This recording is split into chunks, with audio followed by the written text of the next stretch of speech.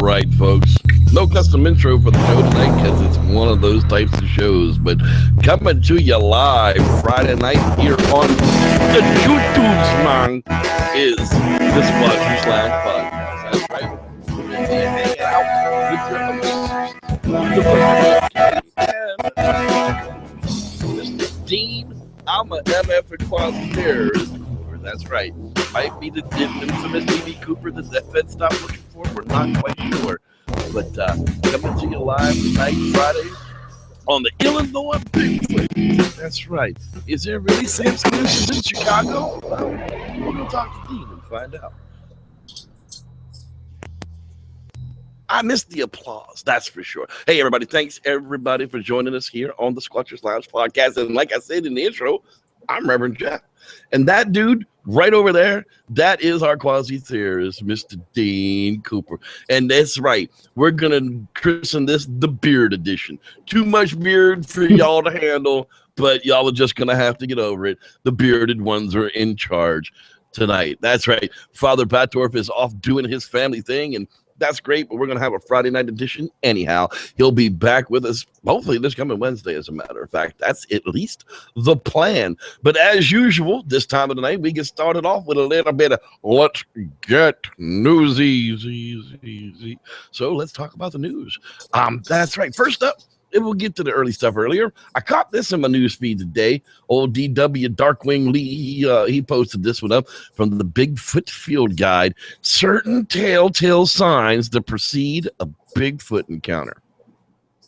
Apparently, through their data, they've been collating and collecting and putting it all together.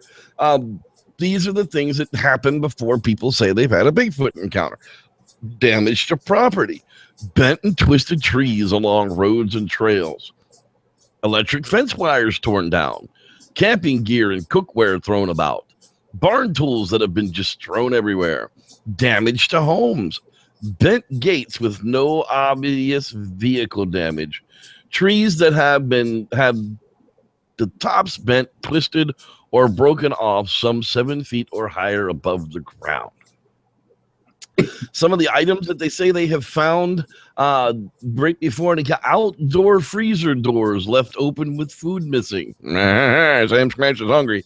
Large piles of animal scat found in nearby woods or on the property. Well, where do you think that scat came from? Probably from the food that's missing.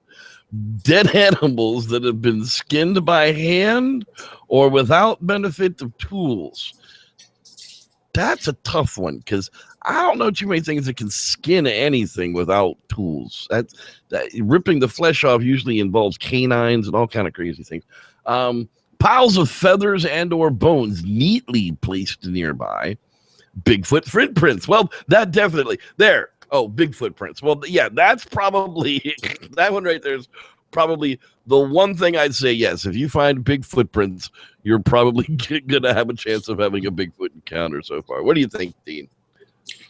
Oh, well, looking at the whole list and having read it before, of course, seems like damn near almost anything odd indicates a Bigfoot. Right, exactly. You know, hey, if something happens in the woods, careful. There's a Sam Scratch nearby. Yeah. You know, that's really what it seems to come down to. It's a long list of stuff. You can go through it. It's at the BigfootFieldGuide.blogspot.com. That's part of their new whole. We're gonna get past the whole Daisy in the box thing. And if you don't know what Daisy in the box is, type that right into the search box in my YouTube channel and have a field day with Daisy in the box. But you know, forgive and forget. I guess that's the new thing around the Bigfoot community. And well, I keep forgetting the forget part. That's a double negative. I think my mama would beat me right about now. All right, let's take a look at this next one I sent you earlier. Holy crap, Dean. People Magazine. Now, I don't go to the People Magazine website. Somebody said, can you believe this shit? Biscardi's worth $10 billion. And I'm like, no, he's not. Quick, how much money would you say there is Bigfoot hunting? At least for a chunk of Wednesday morning, there was quite a bit, apparently. That's at least according to the Wednesday morning assessment of Tom Biscardi's Bigfoot Project Investments Incorporated. Don't ever invest in that. I do not endorse that. Please Don't give this douche your money. By fact set, I'm sorry, that person just Tourette's. The views and opinions voiced by the host may not be the views and opinions of the Squatchers Lounge podcast, even though I am the Squatchers Lounge podcast. Biscardi's company had at a time a market capitalization of more than $10 billion. That's right, with a B. I got to tell you something. I nearly shit. That's what Biscardi, describing his first Bigfoot encounter to CNBC, said. He says he's personally seen the cryptid 7 times in 45 years, starting in Northern California in 1973. Now, don't forget, Tom Biscardi was Ivan Mark's right-hand man. Literally. Everything that Ivan Marks was involved with in the 70s, Tom Biscardi was right there as his fluff boy. His initial encounter sparked a series of videos on a website that refers to him as, perhaps inaccurately, medically speaking at least, the godfather of Bigfoot. No, not even medically speaking. He is not the godfather of anything but douchebaggery and hoaxology. I just created a new word, hoaxology. There you go. Biscardi is the Pope of hoaxology. It goes on to say that they reassessed it. Somehow he was assessed at $50 a share, and at 200 million shares, that's what came out to the $10 billion figure. What a joke! When they really looked into the business, it had $221 in cash, along with 73 original wink wink Bigfoot casts. Along with 109 in skeleton of something. It doesn't even say what it is. It's just 109 in skeleton and a rubber suit. Ding, ding, ding, ding, ding. From the 2008 Bigfoot hoax. This is the jackass that stood there on TV and said, I touched it and it's real and we're taking it to LA. You come to LA and see it. Big press conference. Yeah, it melted out into a rubber Bigfoot suit with possum guts. Jackass. There's what did you think, Dean, when you saw the Biscardi Tommy boy here is worth $10 billion? Are you ready to go work for Tom? Well, actually, I think the valuation of the stock is perfectly legitimate, considering that he's got about the same actual physical backing as probably 2/3 of the Dow Jones. Yeah, he's got $221. He's probably ahead of 2/3 of the people on the exchange. I mean, if that money was ever actually looked into and called upon, I don't think anybody could come up with it. I would love to see a trading places type deal where, they actually call the margin on everything. Yeah. One day a year where everything has to be margined and called on the table and caught up, or you can no longer trade on the market wouldn't exist anymore because this whole correction is crap. We should be still down at like 650. I mean, that's where the true market is. I knew I could get you off topic, Jeff. Damn it. There we go. All right. Back to the people money that you're pressure. So don't give Biscardi your money for anything. Don't ever invest in anything he ever does. He's a hoaxer. He's a craphead. And if he wants to take me on, just go ahead and send me an email at sloungepodcast@gmail.com, and I'll be glad to go on camera and call you a douche nugget to your face. Gladly do that, because douche nugget. Anyhow.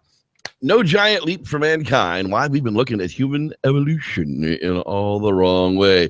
The conversation. I like articles like this. They may not be true, but I like them. University of Cambridge, you'd think, well, this has got to be pretty damn credible, right? Well, when you dig into it a little deeper, understanding exactly how and why humans evolved is clearly one of the most important goals in science. But despite the significant amount of research to date, these questions have remained a bit of a mystery. Of course, there is no shortage of theories, and that's what I'm talking about. It's ever been suggested that humans are just visiting aliens. Ding, ding, ding, ding, ding. Okay, Cambridge. When you start out in the opening paragraph, we're already talking about aliens. I just about give up on you. But focusing on one dramatic change as an evolutionary driver in the way may not be the best approach to understanding our past. The question was discussed in a series of papers in a philosophized it. They philosophized transactions of the Royal Society. That's a whole lot of big words there, Dean. You want to help me out with that a little bit? Hunting is a good example. I gave up about halfway through this one, but I like the pretty picture. It's a pretty picture, yeah. And it mentioned, that's Lucy. We were just talking about vegetarians. See that? The vegetarians. Yeah, yes. Yeah. See.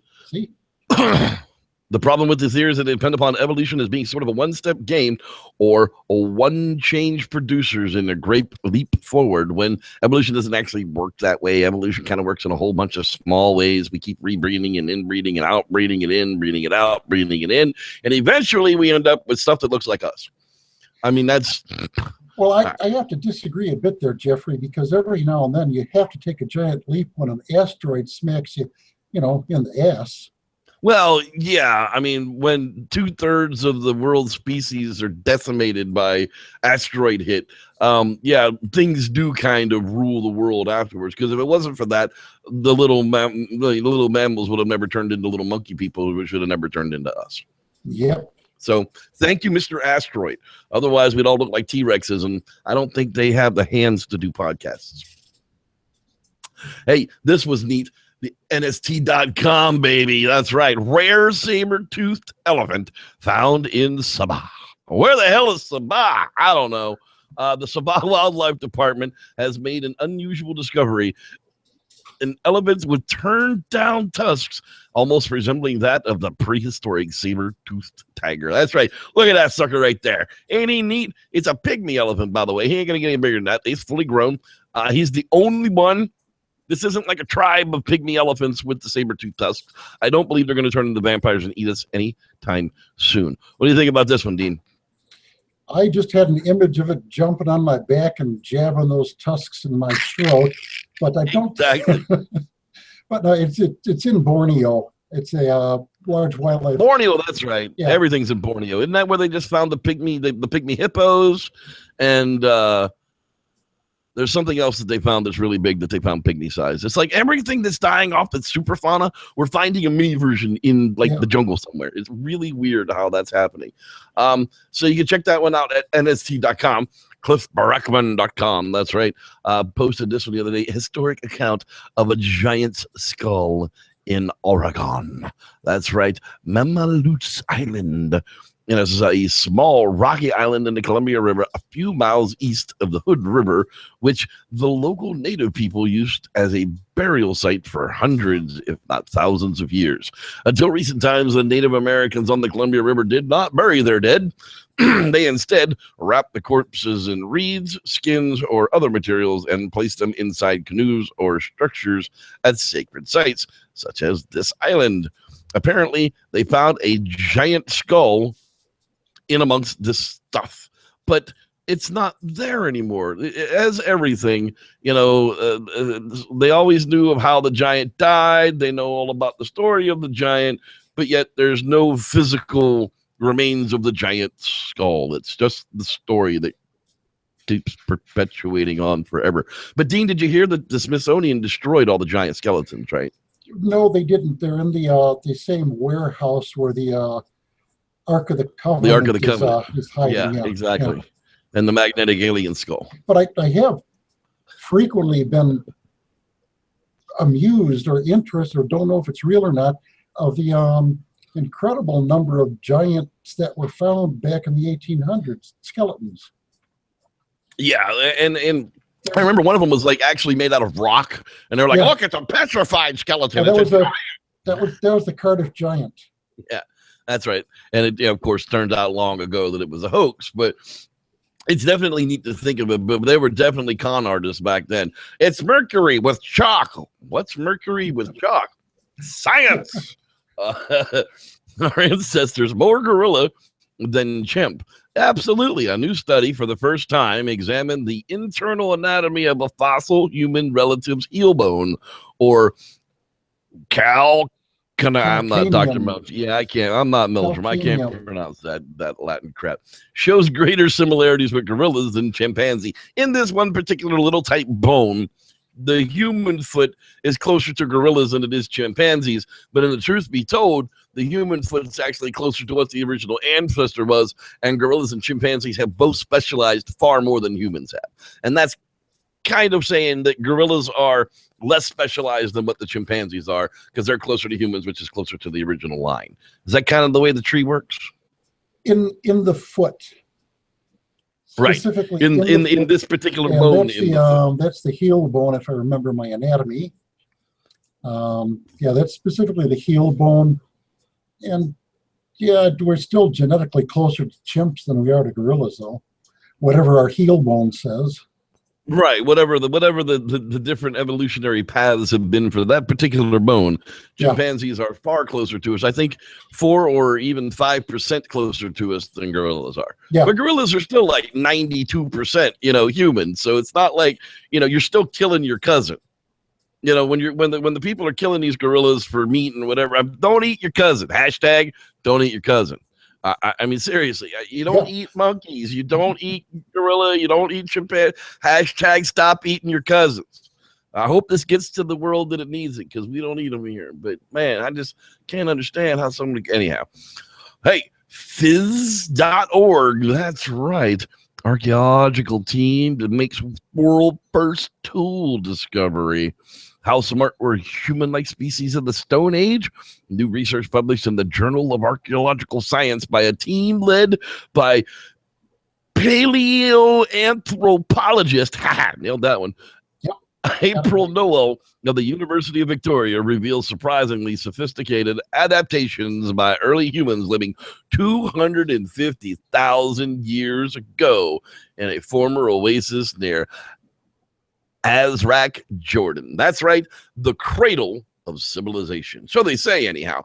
I'm still like, whatever. But yeah, a whole lot of people live there. In the Middle East, that's where we find all these things. Iraq, Jordan, Iran, Turkey, Macedonia. I mean, there have been a lot of people living there for a long, long ass time. But this goes even beyond that. This goes back kind of before we are who we are. This goes back to what we were before when we were mixing together before we came out with this turd ball that we call Homo sapien sapien. What do you think, Dean? Yeah, well, the Greeks said that Prometheus, one of the titans before the Greek gods, taught humanity how to use fire in the Caucasus Mountains, which isn't that far away from that region. Well, no, yeah, that's the Russian mountains that we always talk about, Well, which white people are you talking about? Because they're not Caucasian, because you're not Caucasian unless you come from the Caucasus Mountains in Russia. That's what makes you Caucasian. So I'm not really sure which box to check on this, Mr. Government, man. But I mean, you're older than dirt and went to school with Fred Flintstone. How did they make these tools when they first came out? Well, I did actually have paleoanthropology, and of course, it's not much good when you're in Illinois studying paleoanthropology, except from books and maybe taking a field trip to Field Museum or something. But Prometheus also taught humanity agriculture and tool making. So it kind of makes sense that maybe civilization did derive in that, like, general, mid-Eastern up into the I mean, is there literally like a cave somewhere with instructions on how to flint knap? I mean, is there literally like a cave I can go into with like a rock of obsidian and a harder rock that I can learn and just sit there with a torch and go, okay, step 1, smack obsidian with harder rock to make smaller pieces. I mean, think about, you would have to sit and learn. And this is long before language was really what it is today. I mean, English is a horrible language and it really is, it's a destructive thing. But beyond that, I'm sure they communicated and I'm sure that they had, speech like communication, but it's not what we have today to be able to teach our young. We can talk to our young and say, hey, Junior, pull your pants up. They're falling down. If you put a belt on, your pants won't fall down no more. Junior back then was kind of watching you put the string around your pants to make sure that they didn't fall down more than you were telling him. Yeah, we talked about this a little bit earlier before the show. 250,000 years is within the Homo genus, if I remember correctly. So we had it could be like Denisovans or some related species. So I'm pretty sure they were talking by them. Well, that was the thing about the Homo sapien sapien, was the movement of the throat had finally moved to a position that it was able to create speech. Yeah, At least that's what they tell us. to give us that superior, holier than thou, every other creature on the planet type thing. Yeah, but when dolphins can use 20% of their brain. Yeah, well, when you go to the reconstruction of the Neanderthal throat, they could talk pretty much the same way we do, except it was squeakier. Right. God, that would sound like Jennifer Tilly constantly. Kind of, yeah. Anyway, so check that one out. Now, this one kind of caught me in the craw, and I definitely I wanted to bring this to attention because, everybody's, David Baltes, he's just fantastic. He writes book after book about all these missing people that nobody are looking for.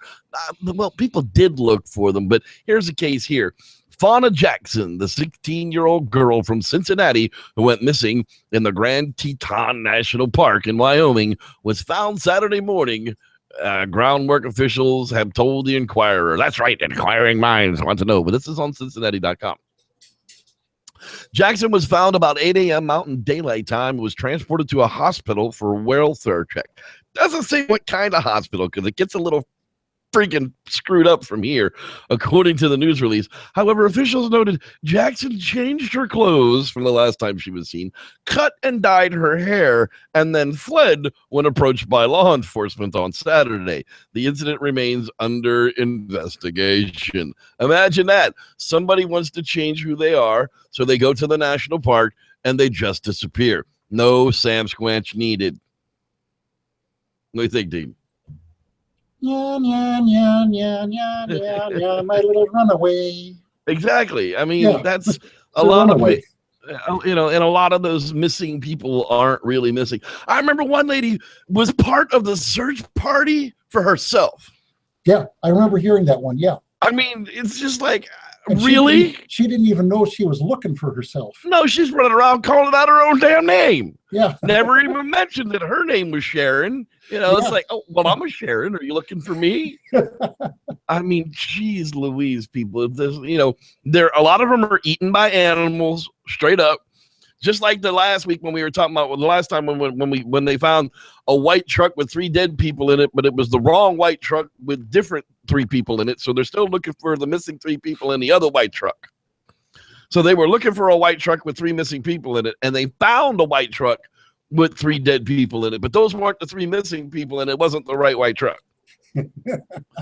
Crazy stuff happens in national parks. I don't know why people go, hey, I'm going to a party, and definitely 2 people are going to die. You want to go? I think I'm going to sit that one out. I'll watch on the news which ones of y'all went home.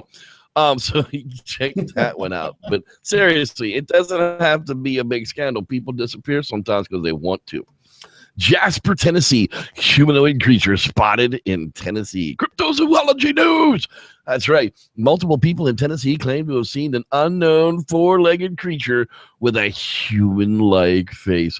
Brady, who provided a last name but was omitted for privacy purposes, said he was walking with 3 other people just behind their property in Marion County when they spotted the creature the night of July 31st. That's right. That's just not that long ago. We were on the trails on a wooded area close to the field, the eyewitness told Thomas Markham. That's right. We know that guy. Brady described the creature as a short but fairly large and wide animal with a hairy body and a human-like face coming towards them. Its face was round and had a little hair on it, she said. He just went from a he to a she. Okay. It matches the description from the cave sightings, said Brady. There was not photographic evidence provided by the eyewitnesses. The sighting allegedly lasted about 10 seconds, and Brady did not specify what the creature reportedly walking towards them did next. So, no idea where it went. You saw it for like 10 seconds. Okay. In 2015, a 4-foot-long, 4-legged creature with a hairless human face that looked like a miniature of a Bigfoot was reportedly seen by a woman in a cave of Hamilton County, Tennessee. She also claimed that inside the cave, she found what appears to be a 16th century document written in Old Germanic by Italian explorer Armigio Vespucci. Okay, I'm out. I'm out. Okay, Jeff. To me, the biggest curiosity is what is Amerigo Vespucci, an Italian, writing an old Germanic. I don't know. I don't know. That's why I'm out. I'm just like scroll down to the drawing and the. There's no drawing. Oh, that's right. I went and found it where they had a link to it. Whoa. Yeah. That's just like I'm out. I'm out of the Emergio Vespucci reading an old Germanic. Yeah. So I went and looked at that document. I think it was one of the links on there showed it, and the drawing was kind of interesting, but it looked like a ground sloth, kind of, and it had it climbing right up the walls of the cave and practically right overhead. Oh wow! Neat. And then there was the document. I know some German, and it didn't look to me like it was old German. It was not really modern German, but it was what would be called High German. And I'm not sure it actually said anything about the cave and the creature. So she just saw this creature, and the creature just happened to be in a cave that had an old Germanic scroll from Armigio Vespucci. I'm out. I'm out. Check it out, Cryptozoology News. And the evil one raises her forward head. Melissa Hoovey, that's right. If you don't know who Melissa Hoovey is, she's the woman who sued Phil Poling over a picture from the movie Claude that she didn't even own the copyright to.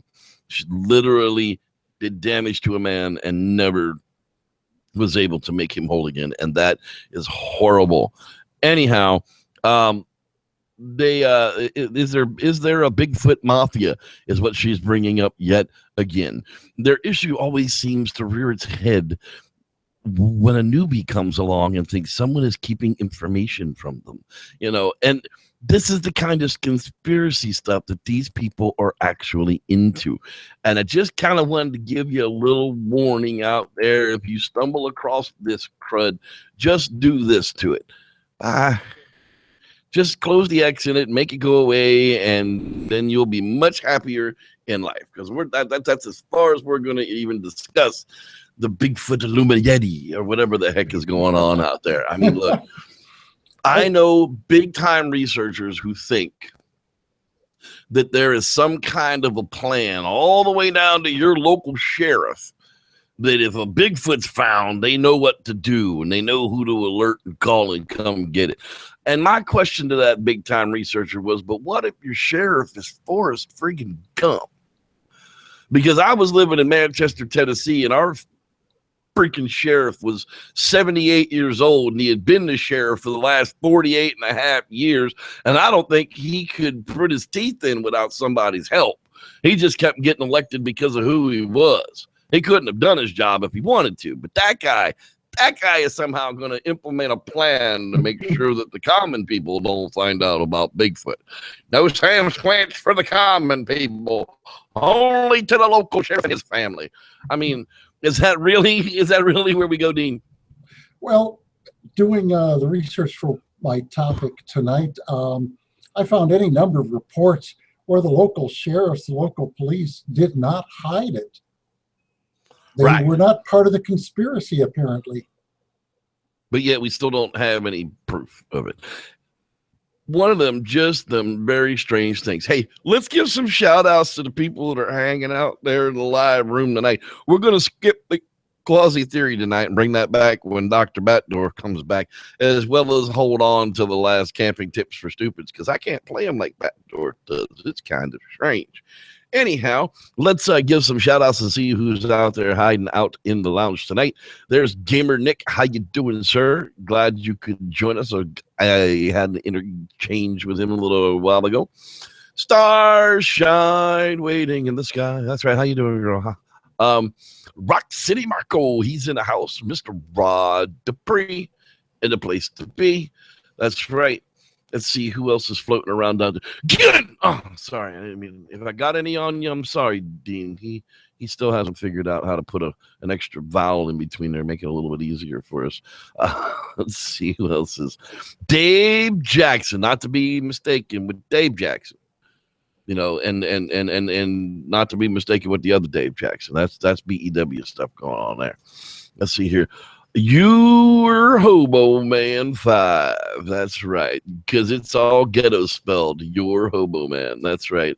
I don't know why you spell it ghetto-fied, but it's kind of funny. Hey, hi, my name's Forrest Crab. How you doing, Forrest? Glad you could join us tonight as well. Let's see who else is floating around in the whole. Man, we've been missing B and Anna. I don't know where they. Doug Hudson, how you doing, buddy? Glad you could join us tonight. That's right, the owner of Clone FX. That's KLONEFX.com. That's right. He's one of them genius people. Love you, buddy. He's also got the realistic Bigfoot costume on the Facebook, and it's actually for rent. You can rent it out for your movie. Clint Walker, how you doing, Clint Walker? Get yourself a Stetson cowboy hat and, you know, maybe a lasso. You too can be a cowboy. Let's see here. Who else is out there? I think we're getting to know. We're like halfway down through all this chat. Y'all chat a lot. How you doing, Dave L? Glad to see you, sir. Let's see who else is out there. Boy, there's a lot of. Oh, there he is. The Life and Times of JCM, the Jevin Moore, our Jesus Christ of Monterey Bay. That's a long name, but I love it. I'm never going to change it. I don't care. You're just going to have to deal with it. Let's see. We got to be getting to the bottom of this mess now. Barry Bishop, how you doing, man? Glad you could join us as well. I think you're a first timer to catch us live. Let's see here. There get to be. I went real fast, so I might have skipped some people. If I did, I'm sorry. It happens. I'm old. Don't. Kyle Murrow. Hi, Kyle. Glad you could join us as well. Let's see here. Kyle said hi to Dean. How you see? They even including you in this mess already. My video is not down. You might have to refresh. Dean had this problem the other night. I'm sorry if that's what's happening with you, but it's YouTube, not me. You can always catch the archive, and that'll bring you back. If you haven't said anything, you better say it quick, because I'm getting to the bottom of this list. Mr. Duo Do Your Den. The hell? Duo Do Your Den. I'm not even sure what the hell that means, but welcome aboard. We don't have any James Darrell Rimpful tonight, so we're not doing shots, Dean. Hey, thanks for joining us live out there in the chat room. Facebook.com/groups/SLounge is where you'll find the group to interact with us.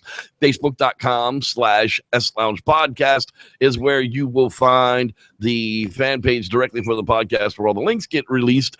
And don't forget What the Flock. That's right. What the Flock podcast on Facebook. And you can learn about little birdies raising in your house too. Anyhow, Dean, sir, it has come time to get a little interesting with the Sam Squanch from Illinois. Now, I always giggle, and I giggle and shit, and it's all funny until somebody shits and giggles. But, you know, let's get serious a little bit. You know, if Bigfoot's in Illinois, it was there long before Whitey came. Yep, I would say so. When do you want me to blank everything out with my sharing of Google Earth? Yes, it would be time to give us a little bit of Google Earth information, sir. Well, about practically everything I'm going to do is going to be on Google Earth. So you people who are nausea prone, just sit. Sit and relax a minute. We'll be okay. Yeah, this is not going to be a Batdorf spinning the whole planet around. Yeah, I know that dude is cray with the friggin' with the crazy links. Okay, well, this as you can see, if you're familiar at all with the Chicago area, this is pretty much the whole Chicago area on screen right now. I'm going to go first to an article, and these things are almost all from either the BFRO database or another one for Illinois that I found by Stan Courtney, who has been on the BFRO for quite a while, and he's the one who actually goes and investigates all these reports. This one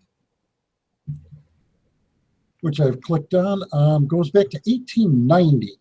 And I'm not going to read the whole thing, but basically, at Christmas Day in the Des Plaines River, there are a lot of people going skating.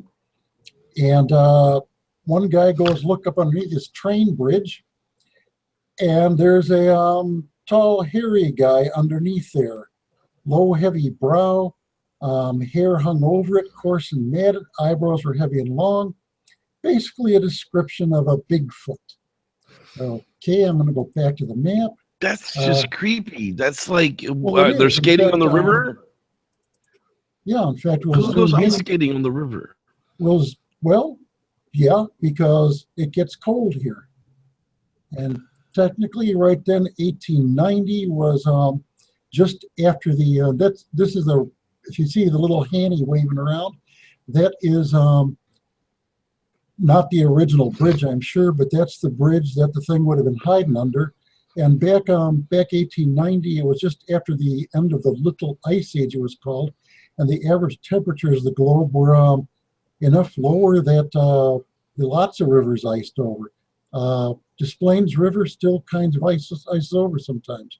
I'm very familiar with the whole area because I am just not used to that craziness, man. I come from the South, and now I live in California where it doesn't even snow when it's in the 30s. Well, we've had from 31 below to I think the high was about 102, 103 in the Chicago area. So we kind of get it all. Man, whose house is that with the giant pool and the baseball diamond? That is actually a local park. Well, there you go. District thingy. Okay, move to the next one I've got set up here. And I have to say, I had a pain of a time trying to assemble some of this stuff together because there were broken links on the Stan Courtney website. Let me flip this one on here. This is in 2010. It's on the Des Plaines River. It's very, very busy traffic area. I know exactly where it is because it's right next to Brookfield Zoo. It's actually about 3/4 of a mile from a friend's house. 8:15 in the morning, guys driving to work. I'll go back over here. And he sees a Sasquatch in the wood line.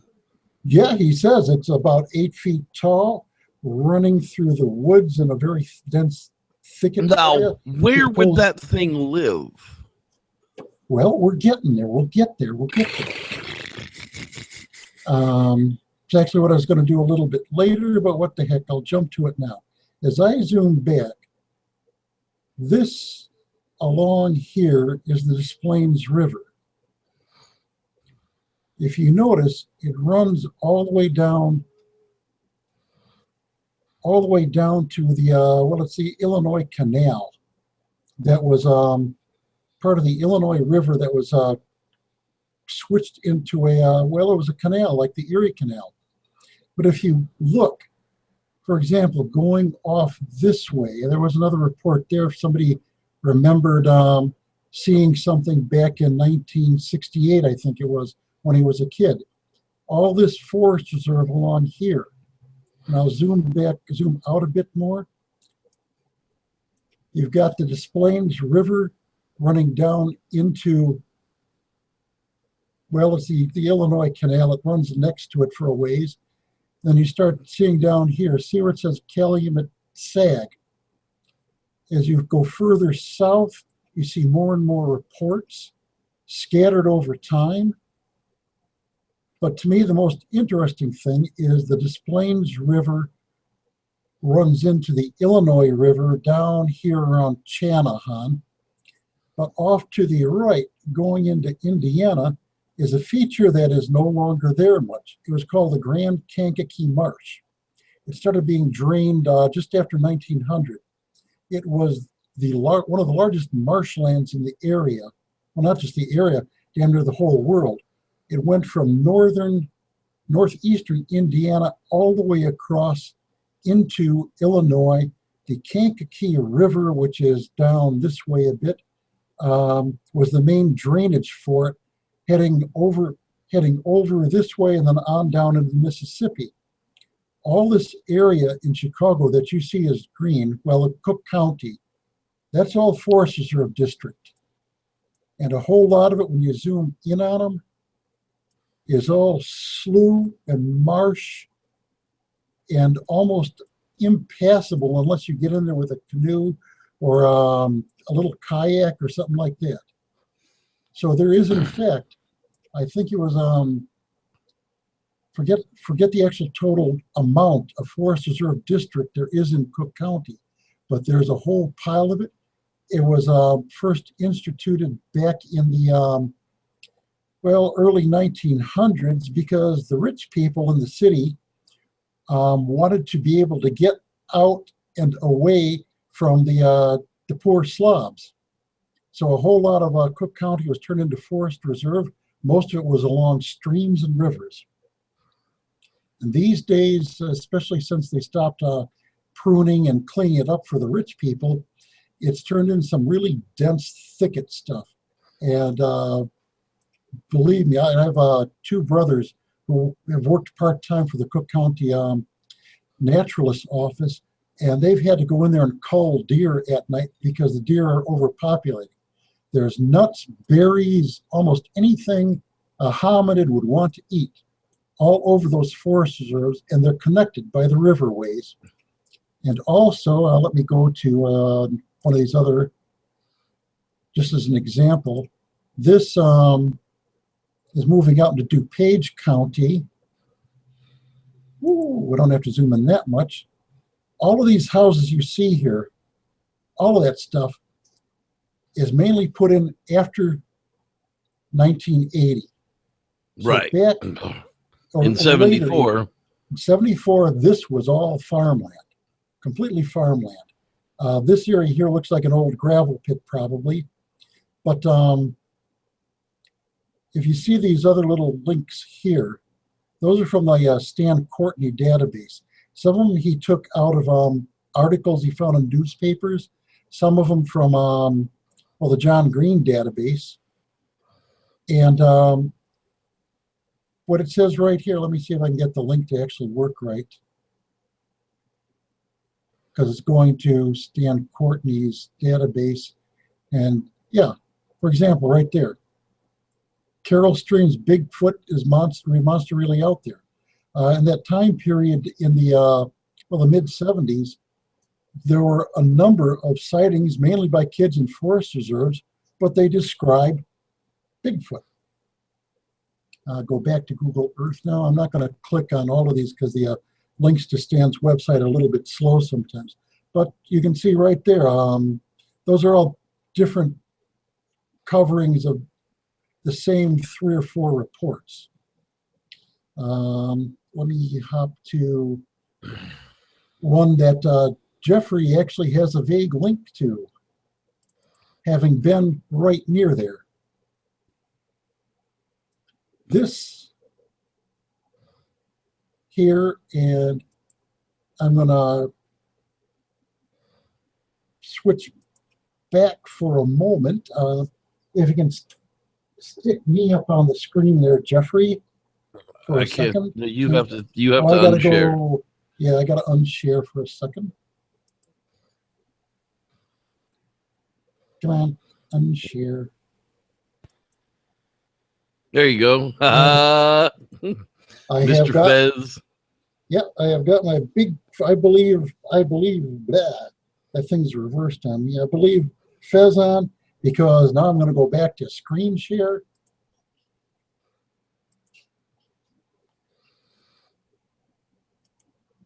This is called the Medina Country Club. It is owned by the Shriners.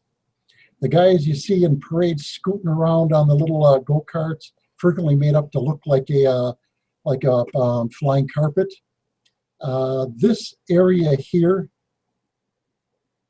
I have 2 reports from it. Let me flip them back up here, if I can. From the John Green database, I have 2 separate reports. At the same time, it was seen by, this is 1985, okay? It was seen by 3 golfers, and I'm pretty sure their names are not Andrea and Gaspardo and Wistar. But there was an actual police report that I have a copy on my Facebook page. From the 13th green, a black creature walking along the fence line. Yep. It cleared the fence, and then a couple of guys who were looking for lost golf balls also saw it. Now back then, this area here, I'm going to go back a little, scroll out a little bit. This area here, Jeffrey actually went to as a little kid. It was in the 1970s. It was a amusement park called Adventureland. That's right. Yeah, Adventureland. I remember in about 1966, I deposited a good load of barf in a garbage can there from going on one of those Ferris wheels with the little closed-in baskets that spin around. Spin all the way around. Yeah, I hate those things. And you can lock them upside down, and yeah. I very much impressed my 8th grade girlfriend by barfing after going on one of them with her. Okay, the late 1970s, the Adventureland was abandoned, and none of these houses in this area up here to the north of it existed. That was all rough forest reserve. The only house that was there was this house here. All the rest of this by 1985 was just nasty. You couldn't walk through it. This reservoir here was not there. This lake, which is called Lake Khadijah, after something in Saudi Arabia, because the Shriners have this whole Muslim thing going on. In fact, that shrine temple itself, which I can't go to, but well, here you can see it's got it's made up to have a top like a mosque on it. Anyways, that's beside the point. But yeah, they saw it. It jumped over cyclone fence that was right here and disappeared down. Sorry about that. Disappeared down to this really dense thicket stuff that you could barely walk through. And I know about it very well because I only live about a mile and a half northwest of this thing. So that's I'm very crazy. Oh, it is. Yeah, you wouldn't think so, but when you scroll back out and remembering that nearly all of this was farmers' fields, it was all cornfields, soybeans, you can still see it. Wheat. Yeah, you can literally still see it. Yeah, just all the houses and everything are built within those fields. It's kind of strange the way that it all looks. Yeah, if you look at the bigger roads, those were the only roads, and most of them were all the way up until about 1985. They started developing it, but the drainage of this Lake Khadijah, it's actually, if you look over this way, there's more sloughs. The whole Chicago area, northwest Illinois, was a series of hills and wetlands between the hills. So there was huge amount of habitat. The hills had mixed hardwood forest with a lot of nuts, a lot of game, especially along the edges of it. And it all drains down. This area here all drains down into the DuPage River, which eventually drains into the Fox River, which is over this way, which then drains down into the Illinois River. And if you look, let's see, along here, you get in the whole drainage area, you get occasional sightings,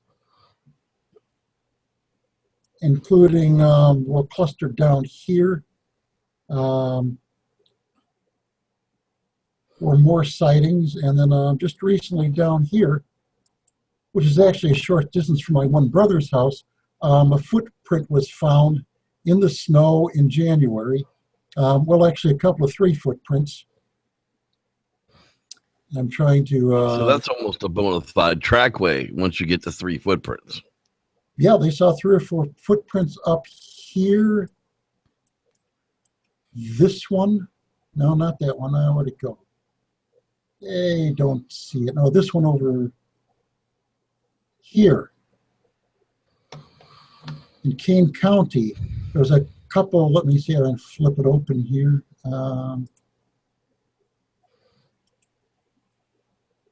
Yeah, there we go. People found footprints in their backyard after a big snowstorm. And that was on Thursday morning, February 3rd, 2011. Blizzard had stopped, 3 to 4 feet of snow. I remember that really, really heavy snow in the area. Anyways, apparently it was investigating a plastic outhouse, porta potty, that had been left in their yard years before, that the company never came back and picked up after the rental and never charged them anything more.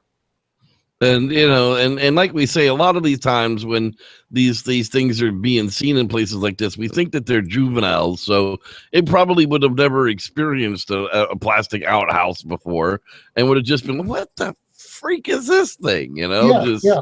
And while looking at all of this stuff, there's, aside from the connections with the riverways and the streamways, there are a number of high-tension power lines. And let me zoom in here. I'm trying to look for the specific spot. Okay, for example, this marshy slough area, also retention ponds, all this stuff here, this greenway here is high-tension lines. So they're what? Yeah. Matt Moneymaker, those are Bigfoot highways. I could conceive them being used that way in the Chicago area because there's all sorts of sloughs near them, river drainages, and these days, even more to the point, we've got a lot of abandoned railways that have been turned into hiking paths. There's one main one called the Prairie Path that starts, I forget where it starts, but it heads from, man, I've got to find it here again.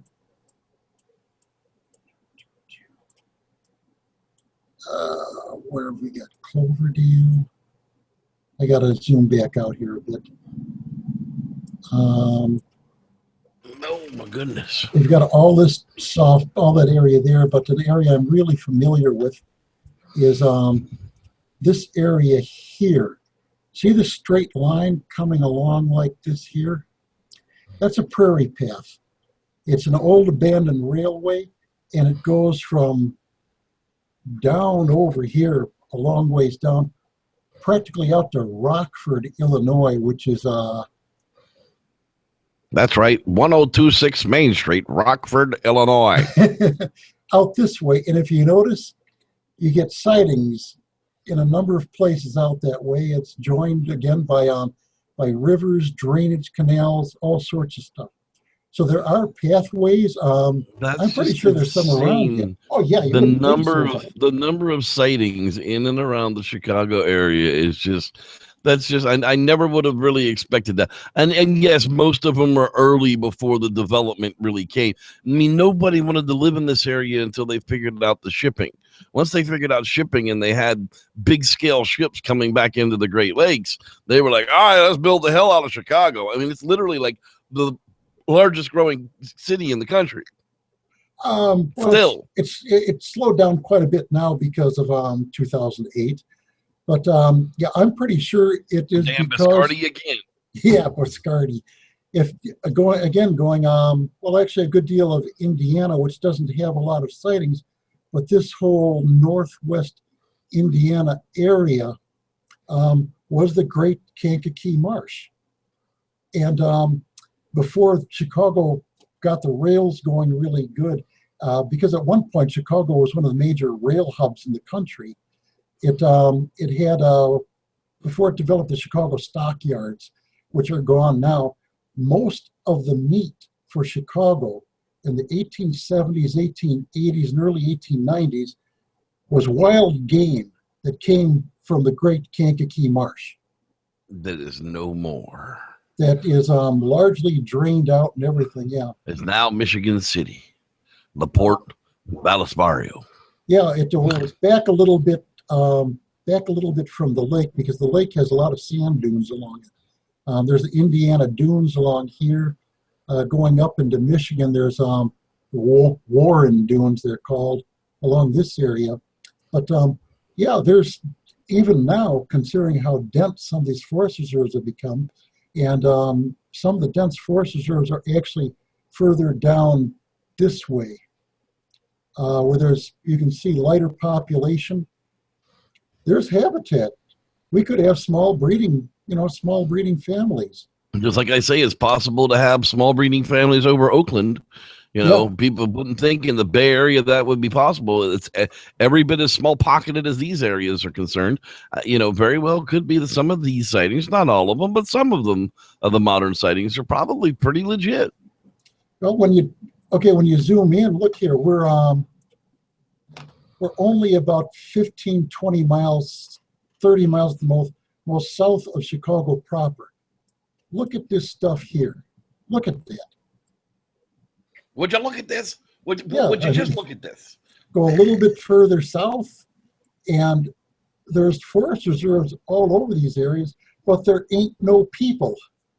Right. Yeah, there's no people. It's not farmland. As compared to downtown Chicago. Oh, definitely not. No, and I'm going to turn off the. Definitely. Let's get our final thoughts together here on the Chicago Sasquatch. I used to laugh at people when they would say that, Bigfoot would be possibly hanging out in, an urban type of setting. But, the deeper that we look into this, there you go.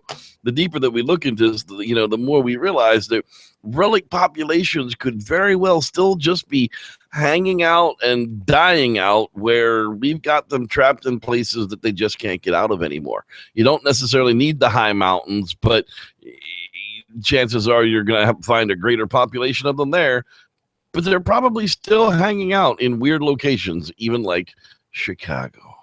Yeah, well, also, just looking at this stuff more intensely today, even, because I've looked at it occasionally off and on, if the pubescent, post-pubescent males get thrown out, they can travel a long damn ways, and there's pathways to go from. You can go from when you have a 6 foot leg span. How far can you travel in one day? With a 3 foot leg span, humans walk about 30 miles in a day. So how far can a Sasquatch travel in a day? Yeah. He could really do some humping. Thank you very much for your guest co-hosting tonight, man. That was some really good information about the Illinois Chicago area. I very much appreciate that. I would not have thought of it. I wouldn't have thought there'd be one right near my house either, but 1985, there the bugger was. There it is, right down from Adventureland. I miss Adventureland. That was a fun little park. Five witnesses for that one. That's right. Now the Shriners, the Shriners aren't known to be real drinkers, so I don't think you guys were drunk out on the golf course, right? Well, the three of them were interviewed by the police. The three actual golfers, and they were certified to be not drunk. To be not drunk 100% by your local law enforcement. Well, that's going to do it for this edition of the Squatchers Lounge podcast. I think we're going to end it right there by certified not drunk for a Sasquatch from Chicago. That's right. Dean, our guest co-host for the Squatchers Lounge podcast tonight, thank you so very much for being with us, sir. Everybody who put up with us on a Friday night, and we will see you again hopefully Wednesday night. No BEW Monday because your old pal Les is on the road, but we'll try and get one the Monday after that. I'm working on a new Bigfoot campfire story, and there'll be a new What the Flock on Sunday. Don't forget to check us out at youtube.com/SLounge podcast. If you're watching this on any other channel, stop and go there. Thanks everybody for watching, and may the Squatch be with you. Quick, get the Squatchers Lounge podcast the movie. Fast forward it.